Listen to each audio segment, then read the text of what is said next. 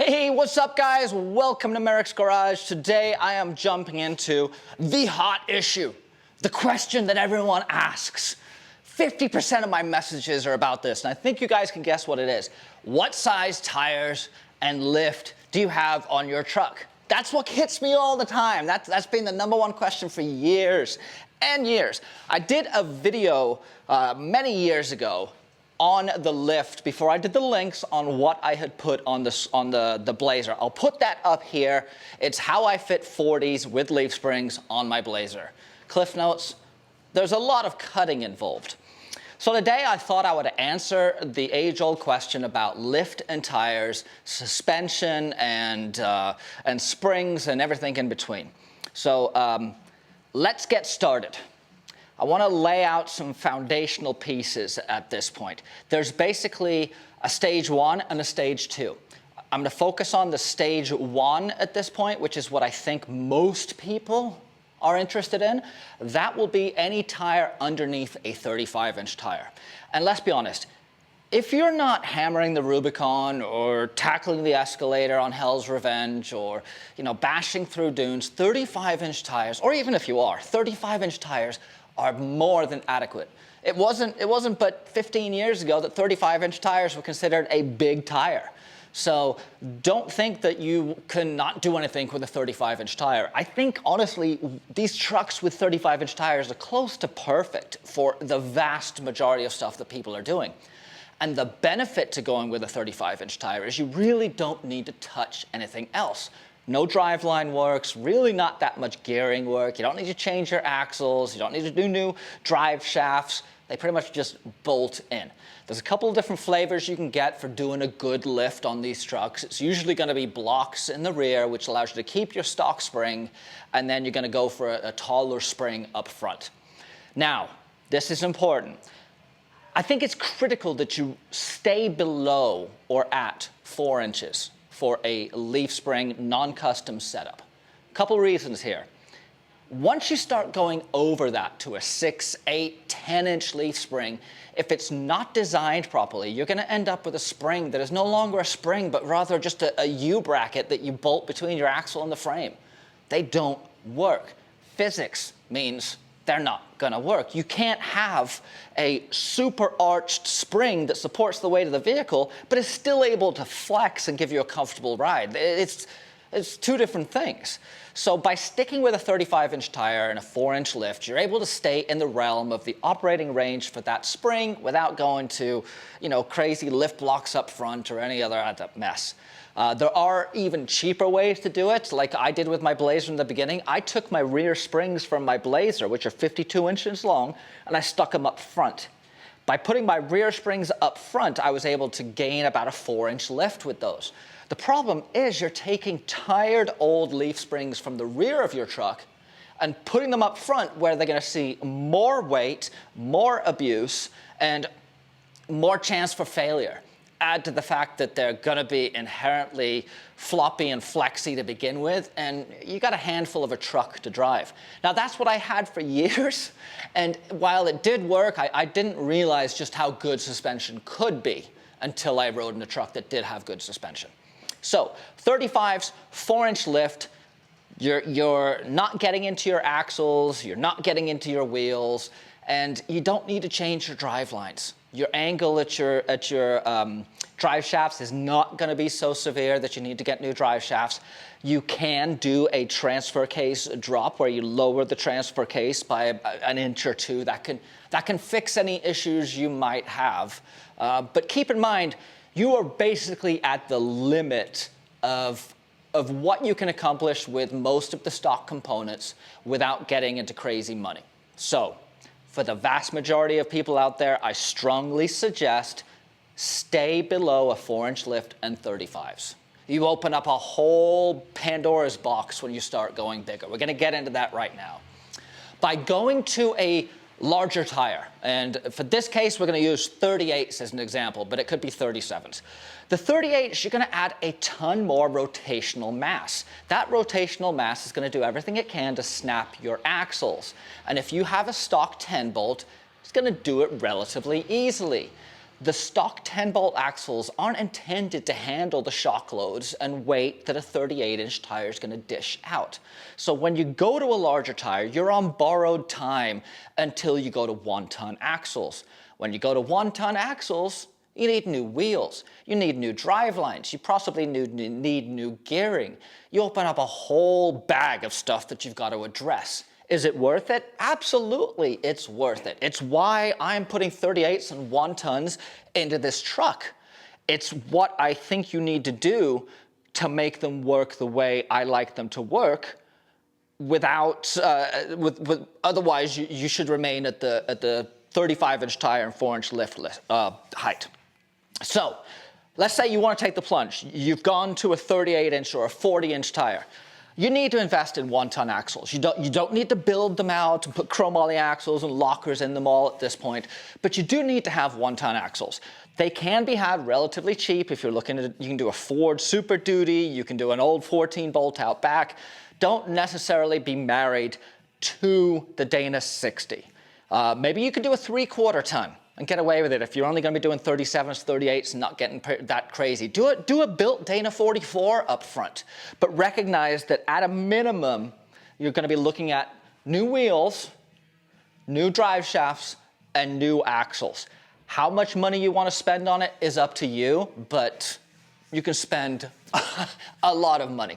So now that we've got these two camps broken down, 35 and under, relatively cheap. Anything over 35, you're starting to spend some coin. You're gonna see that the 1-tons and the 38s and the axles and the drive lines is gonna give you more bang for your buck ultimately down the road, but you're gonna have a significant capital outlay in the beginning. But if you are going that route, I got good news for you. It's awesome. It makes the trucks look great, and when done properly, they perform as well as they should. By going to the 1-tons, you get larger brakes, you get larger ring and pinion, you get larger axle tubes and axle shafts, and there is a ton of aftermarket support in terms of locking hubs and differentials and gear ratios and all that stuff. But recognize that you are making a big jump financially. Now, how am I going to lift this guy to get the lift I need to clear these tires? What I did with my Blazer was 52s up front for a long time, a 4-inch shackle flip in the rear, and a 6-inch shackle, and then a 6-inch shackle up front. So I'll repeat that one more time. I took my 52s from the rear, my 52-inch long leaf springs, stuck them up front. I know, not a great idea, but I was on a budget. I then put a shackle flip and a shackle in the rear. That got me roughly 6 inches of lift. And then bring in the axle, the 52s up front, combined with an easy inch axle relocation kit. That's just the little block that goes underneath that allows you to move the position of the axle forward. I was able to clear those tires with a healthy amount of trimming. Now, I'm not going to be doing the easy inches or add an inch or whatever because I'm doing custom leafs with the Burb. I've ordered custom leaf springs from Off-Road Design. The reason being is Watson and his crew have done so many of these. He's forgotten more about Suburbans and square bodies and Blazers than I'll ever know. And so I trust him to delve into his spreadsheets and go, you've got this weight, you've got this engine, you've got this configuration, you're towing, you're doing this, boom, boom, boom, boom, boom. Here's your leaves for you. And you're gonna get a beautiful leaf pack. You're probably gonna get 10 leaves instead of the traditional 2, because more leaves means thinner, which means more supple, which means combined with a bunch of them means a more compliant ride and an ability to actually use the travel. So, once again, you're gonna spend some money on this, but do it once, do it right the first time. So, custom springs front and rear, 2-inch shackle flip, 6-inch shackle in the rear, 6-inch shackle up front. The center pin in my new leaf springs is going to move the front axle forward an inch and the rear axle backwards an inch. You see, I'm doing drive lines already, so it doesn't really matter. Now is the time to do it. And by moving the axles forward and back, you actually get more room within the wheel well for the axle to travel without rubbing. So moving it backwards in the rear is an easy way to cheat a little bit of clearance, and moving it forward in the front is another easy way. So leaf springs, shackles, shackle hangers, new axles, new tires, new wheels, new drive lines. But all of it is designed in one big ecosystem. I'm making sure that all these pieces mesh, because that's what contributes to having a ride that is predictable, safe, dependable. It doesn't wander all over the road, and it tracks and drives as it should. So there you go. That's kind of the quick debrief. I know it's not good news for those of you trying to do it on a budget, but Rome wasn't built in a day. Do the 35, start saving, find a good deal on 1-tons, find a good deal on some used wheels and tires, and slowly build it up as you go. That's exactly what I did. You don't need to go crazy from the beginning, especially if you're not going out and tackling a ton of gnarly trails. It's a waste of money. You could be better off spent putting that money into a roll cage and good shock absorbers and things, and rock sliders and many other things. So don't get too worried about the lift. The reality is, if you put a cheap, big lift on there, it's gonna drive like a barge, and you won't wanna be in there anyway. So do it right the first time. I haven't addressed steering. I'm gonna table that for a different topic, because that's the other thing that sneaks in and gets you, is once you've done this lift, you need to address how you're gonna control your steering, because the traditional push-pull crap that comes with GM isn't gonna work. Another reason to stick with the 35s. So that is my quick debrief on suspension. Obviously, links and custom suspension are an entirely different animal, but when you basically have two camps, 35 inches and a 4-inch lift, you're good. You really don't need to change much. Anything above that, you should probably spend some money. So where does that leave us?